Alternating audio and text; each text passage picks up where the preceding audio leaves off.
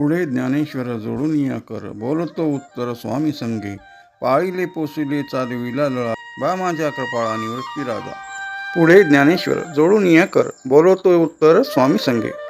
ज्ञानेश्वर महाराज अतिशय नम्रपणे दोन्ही हात जोडून आपल्या स्वामीसमोर म्हणजेच निवृत्तीनाथासमोर उभे आहेत. इथे उत्तर देणे म्हणजे केवळ उत्तर देणे नव्हे, तर आपल्या अंतःकरणातील भावना संवाद रूपाने त्यांच्या चरणी अर्पण करणे होय. मायेचा आधार म्हणजे काय? पाळीले पोसिले चालविला लळा. निवृत्तीनाथ हे केवळ ज्ञानेश्वरांचे गुरु नव्हते, तर त्यांच्यासाठी ते आई वडीलही होते.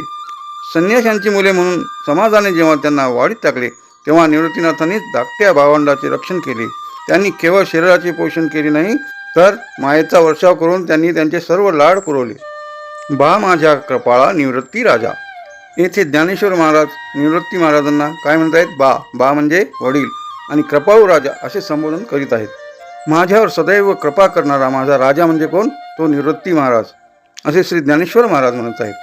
ज्ञानदेव माऊली, ज्ञानराज माऊली, तुकाराम तुकाराम.